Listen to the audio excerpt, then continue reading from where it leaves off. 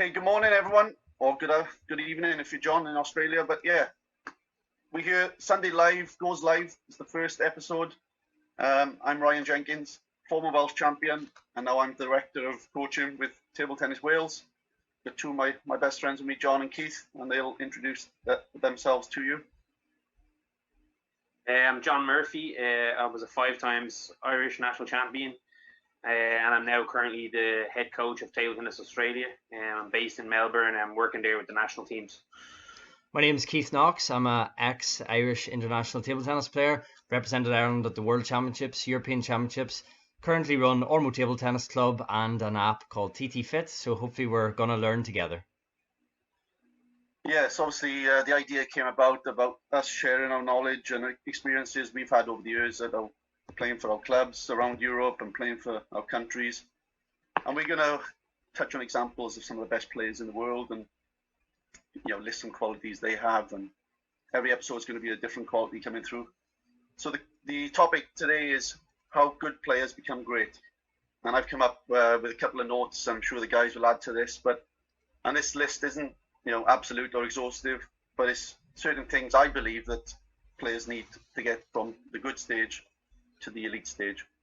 Quality coaching, training environment, belief in themselves, good finance and good backing, not only personally with parents, but obviously with associations, understanding themselves, what it takes to become a top player, the exposure needed, good experiences, positive mindset, and overcoming obstacles.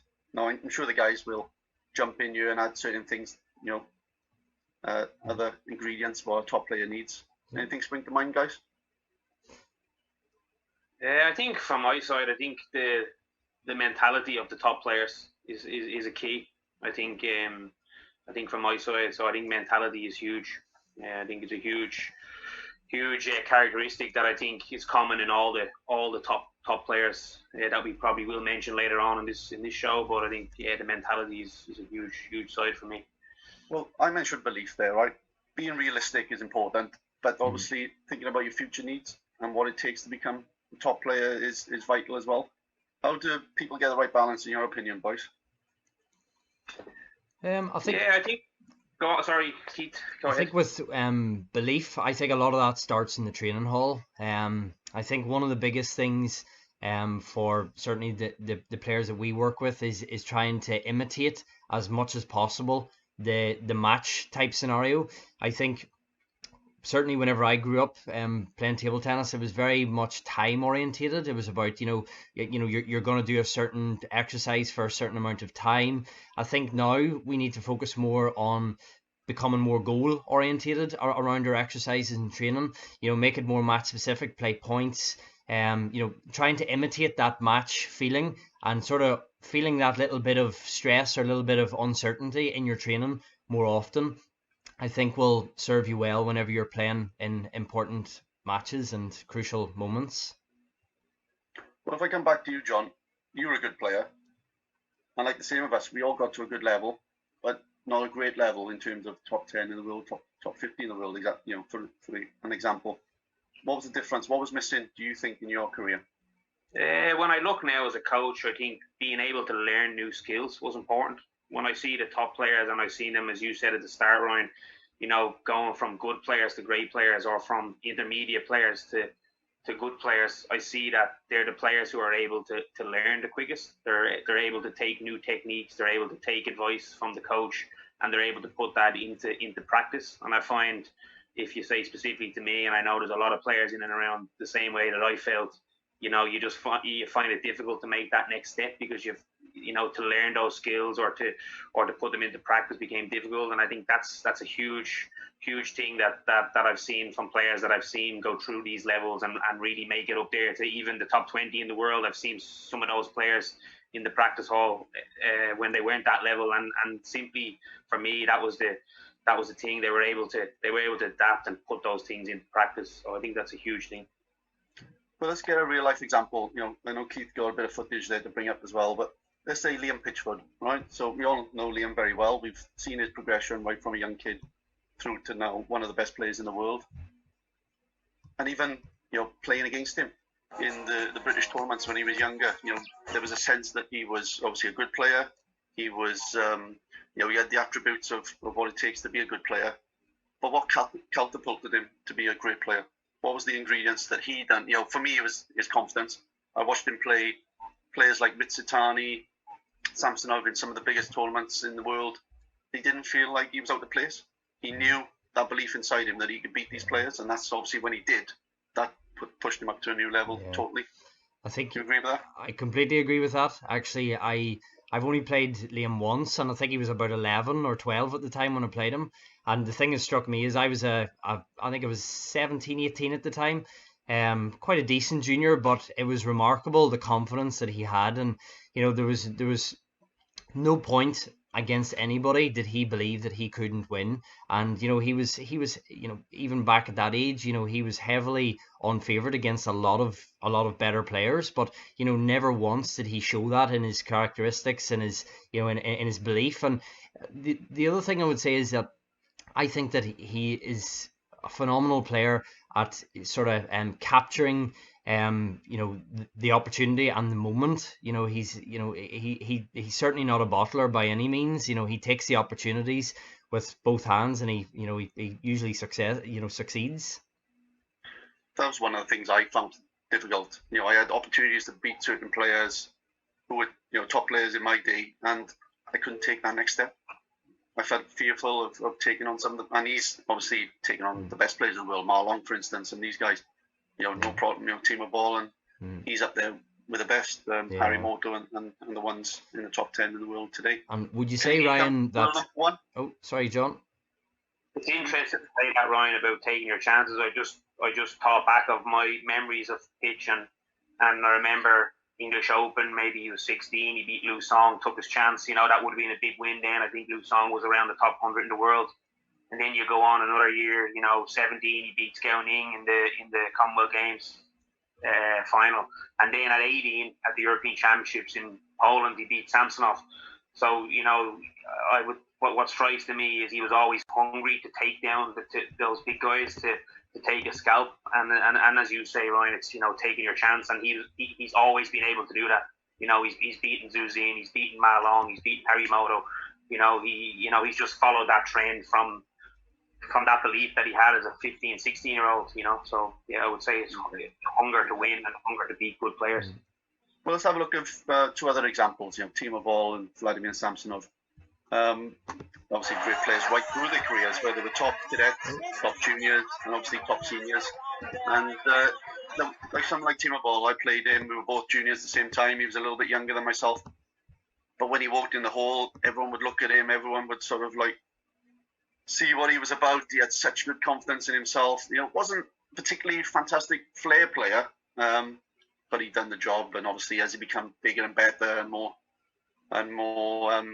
ingrained in the world game, he started beating everyone then. And obviously, his results stack up against anyone at the moment.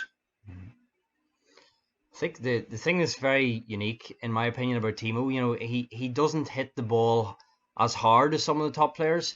There's so many. He's just all round strong in so many areas, and I think the one area that he's most well known for is, the quality that he plays in the ball. I don't know, Ryan, have you ever played against him to feel that quality? Yeah, I have. Yeah, the quality is there in every ball. There's never a ball he plays that's below quality. Yeah. And he's always putting something on the ball. I played him as a junior, so obviously talking before he was his best. But watching him closely against other players, I can obviously tell. And from watching him a lot on YouTube, I can tell the sort of quality he puts in every spin. And do you think is that a lot to do with his technique? Because a lot of the sort of newer generation of players, they play quite a lot forward towards the net with their technique, whilst Timo tends to come up quite a lot on every ball. Yeah, it's a quite unique technique. He does drop his back below the table a lot to pick the ball up with a fast arm speed. But even like service, a lot of wrist on the serve, a lot of venom into the contact point. And we don't see it all the time these days, but it's definitely unique for him. And the way he grips the bat with his finger, just on the backhand rubber, and he just picks it up with his wrist. Phenomenal. But I, wanted to give a real life sort of example of when I played him. He was first year junior, just won the European Cadets. He was making his way in the junior game. Spanish Open, I played him in the quarterfinal. Had a chance, won the first set. Couldn't take it, lost it 2-1. He was up to 21 at that time, lost it 2-1. He went on to win the Spanish Open. That was in June of, I think, 96 or 97. He went on then to win the European Championships, and then obviously he just went on from there. And just every time he won a tournament, he just gained so much confidence. And obviously Germany, massive table tennis country. They've got a great sort of training environment, and the people around him, for me, was a complete difference. Where Germany have this heritage of producing players all the time, your Roscoffs and Fetzners, and even before that, so many more top players in the world. And that's what I'm going to go on to now, sort of divert the conversation to examples of players who've come from non-traditional top countries. Calderano, Brazil, Diaz, Puerto Rico, Gerasimenko, Kazakhstan. So obviously it's diverting to players who produced results from non-traditional top nations. Any thoughts on that? I think from my side, I think it's work the ITTF has done over the last 10 years to promote, I suppose, the weaker continents, should I say. We had the hotbeds of Europe and Asia, but now you see, top 20 players coming from North America, South America, and Africa, which I think is definitely down to strong work done on the ITTF, both from tournaments perspective and also programs. And I know just two of the players that you mentioned, Calderano and Adriana Diaz, both came through the ITTF Hopes program. Both would have played at the World Cadet Challenge.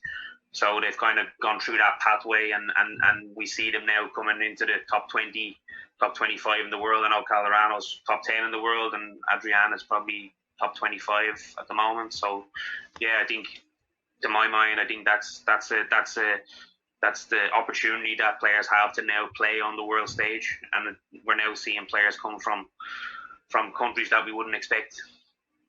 Which is good. The arguments we're saying about the qualities needed for a top player. It doesn't matter really where you come from. You do have to have a bit of heritage and expectation of what it takes. You've got to have knowledge of what you need to become a top player. Yeah. And that can come quite quickly, or it can come over a lot larger period. But the training environment, as you know, you've got your Australian jacket on there. You're trying to create a new heritage with Australian table tennis to take some of the players from expectation of being good players now to great players. Training environment is a huge thing, isn't it? Of instilling people with the qualities they need. Absolutely, and again, there are examples that we look at on a daily basis here in Australia and Oceania. At the Kanak Joys, at the Adriana Diaz's, at the Calderanos, because I keep saying it's a short way between that 12-year-old with the talent to being that 18, 19, 20, 21-year-old who can compete at the top end of table tennis. So it isn't a long way, and it's certainly the motivation for us, and I think in particular all countries, that it is possible to get these players if you put them in the right places and you send them to the right events and you get the right coaching, that it's possible to be up there.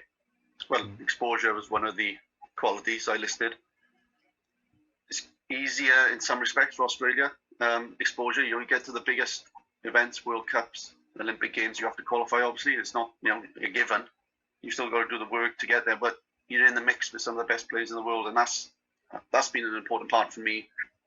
When I went to live in Dusseldorf, in and around the training hall with people like Samsonov and Michael Mays and these players, you're in there all the time. You see what they're doing, you see how they progress, you see the hunger they have, you see the work that gets done behind the scenes. Because like Michael Mays, we all saw Michael's career unfold, where he had lots of talent, maybe not the mental strength to be a top player. He surrounded himself in Dusseldorf with a family of people who shaped the way he thought about the game, and all of a sudden then he becomes European champion and world bronze medalist. So it's such a huge factor to surround yourself. And we're going on to some of the British players now, and the good players we have in Britain: Owen Cathcart, Charlotte Carey, Sophie Early, Anna Hersey, players we've all worked with, the three of us, and we'll want to hit that great level at some point. What sort of things they need to do in order to to make that grade? I think obviously, speaking probably from Sophie and Owen's perspective, having worked with them from sort of 7-8 years old, I think John, mentioned earlier about the system and getting with the system, and I think from our perspective that's very important. You've got to get with the system from a young age. I think now, unfortunately, if you're not with the system by 13, 14, it's going to be, your percentages are slashed, unfortunately.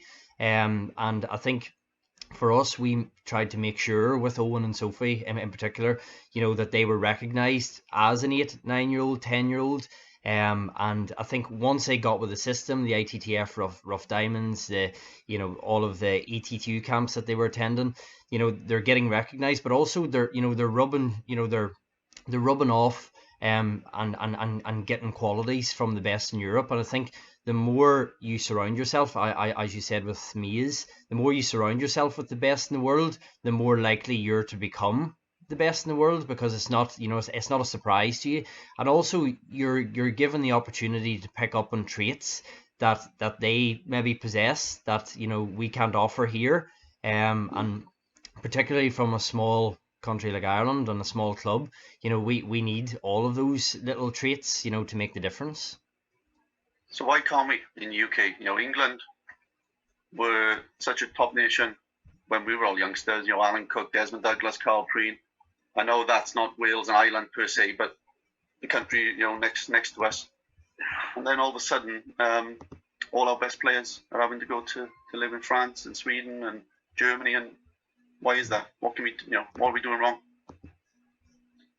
I think it's an environment, Ryan. I personally, I don't live in that part of the world at the moment, but at the same time, I don't see that changing. I don't personally, if I was to say, I don't see that Wales or Ireland or England or Scotland will have a setup as good as what is available in Europe. When you look at places like Oxenhausen, when you look at places like Inset, Halmstad in Sweden, Söderhamn, you look at these places, they have the tradition of producing players. They have the coaches that's done it over and over. So of course our top players within the UK and Ireland are going to be attracted to go to those places. And as a coach, working national team, I would probably encourage that as well. When the time is right, it would go to those places. Just to touch on Keith's comments as well, I think, and I mentioned earlier on, programs like the ITTF Hopes or the ET2 Euro Talents or events that national associations send their players to is only a platform to try to get you to the next level. I think when you dig into it deeper and look at the players that you mentioned, Owen Cathcart, Charlotte, Carey, Anna Hersey, Sophie Early, they have to look also within themselves then, inside themselves, and look at making the next steps. I think it's more, looking at the killer instinct, looking at the motivation, looking at the willing to learn new things. I think it's within themselves. So I think with those 4 players, we've created a platform for them to get better. But I think the next step is more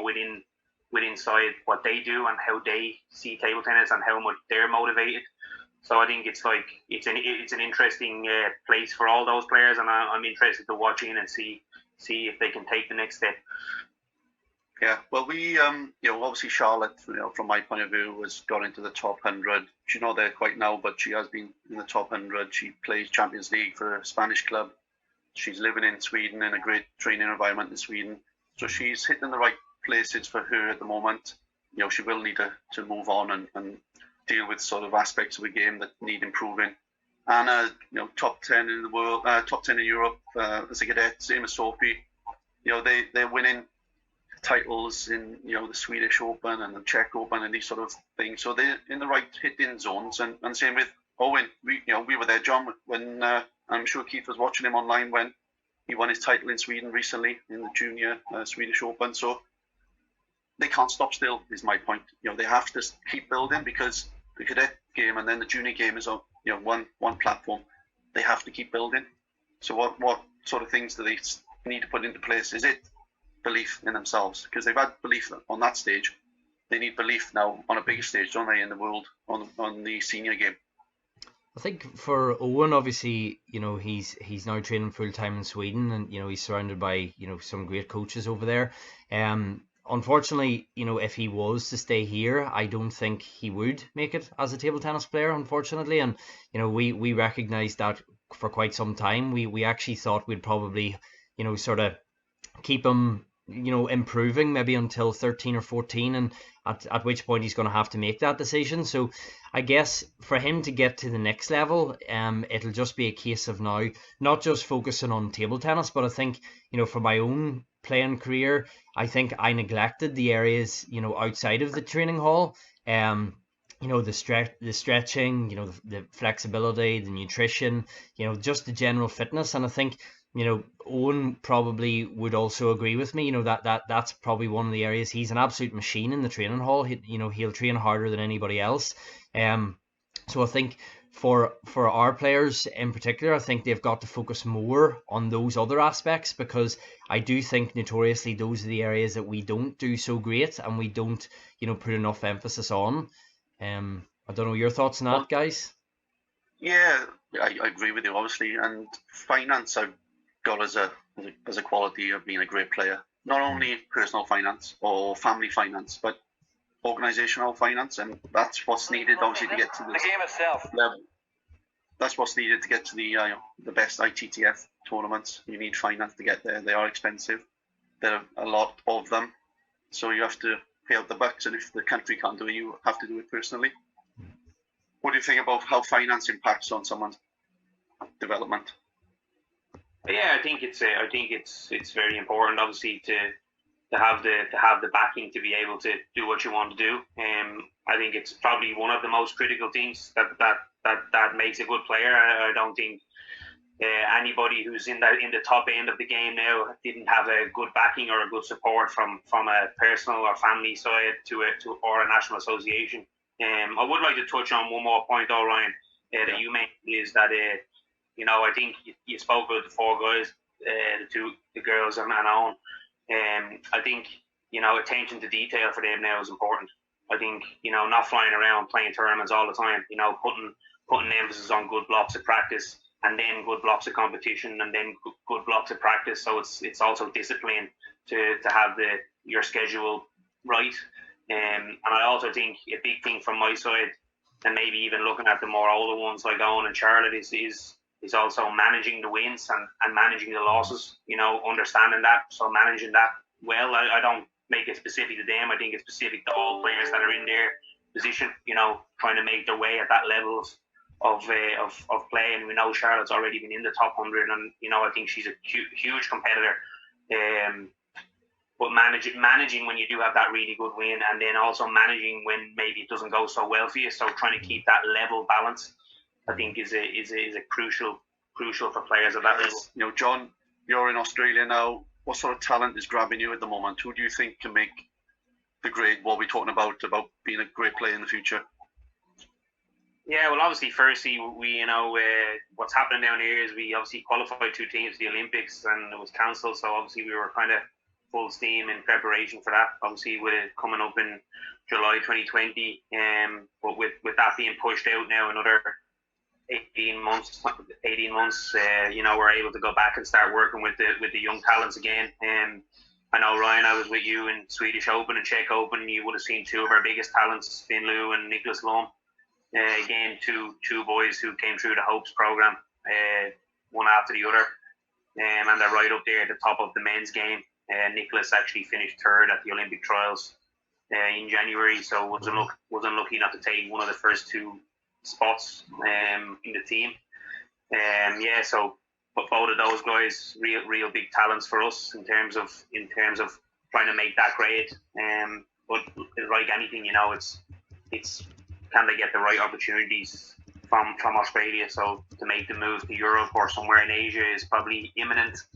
And when I mean imminent, probably in the next couple of years, 18 months, we would probably be looking to relocate those guys somewhere else other than Australia. So we're in the same kind of situation as you guys in Ireland and the UK. Because obviously these Asian countries a lot closer for you. Japan, Korea, China. Easier for you to get there for practice and even base yourselves there. It doesn't necessarily have to be Europe, does it? You could be living in China for a couple of years or 18 months, couldn't it? Yeah, absolutely. So I think that's just the bigger difference for us, is that probably the options of Europe or Asia is there, or a mix of both, which I think can be good. Obviously we've made probably more the decision that to play matches and the competitive environment is probably better in Europe. More countries, more players at the events. Whereas if we go to Asia, it's not, the tournaments are not so well attended from the European side. So in terms of competition, it's more Europe, and probably in terms of practice, Japan, China, Korea being places that we could tap into and in our players there. So yeah, exciting times for us down here. Trying to build a good training group as well at home. So yeah, it's all full steam ahead.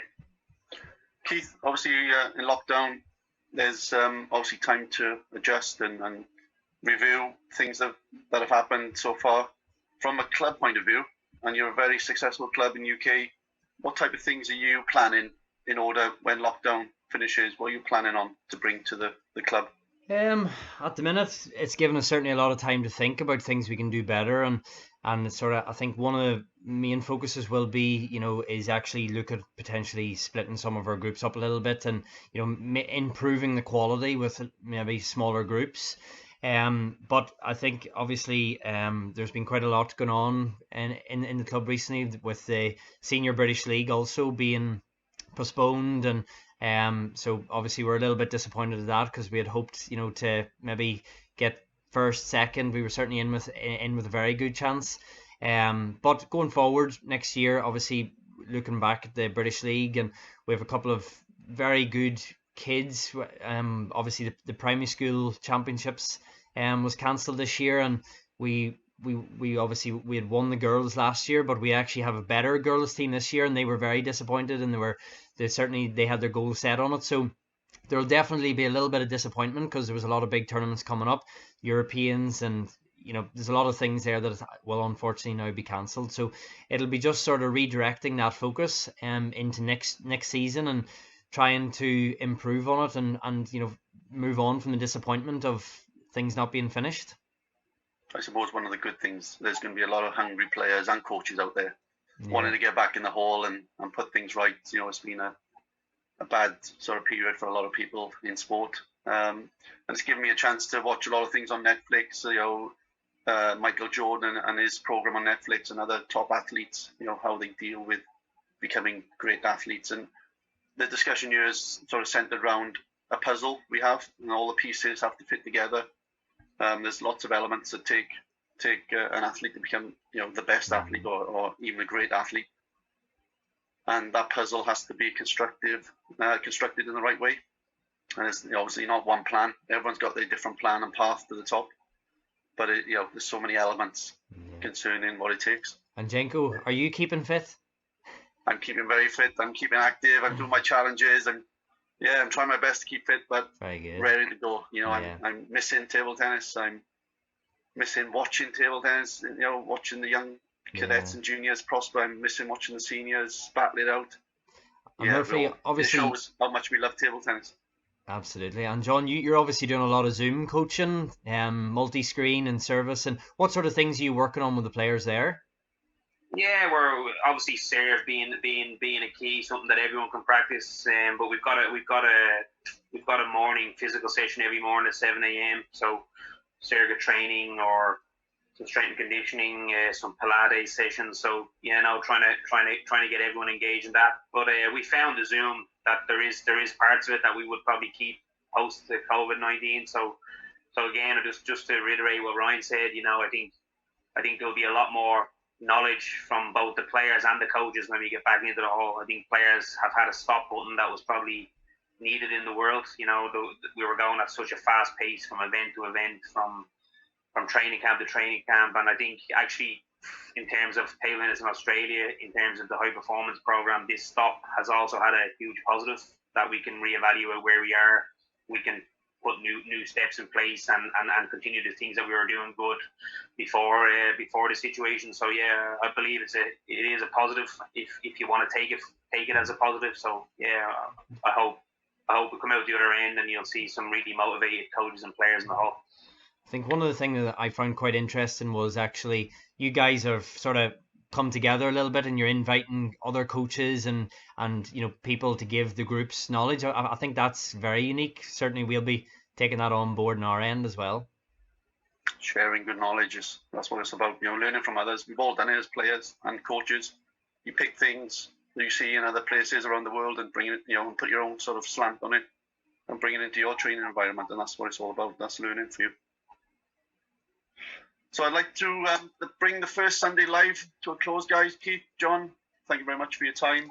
Thanks I hope very much. The quality and content has been good enough for you guys, and we'll be back. We'll have people that we invite in, some of the top players in Britain and the world will be invited in from time to time.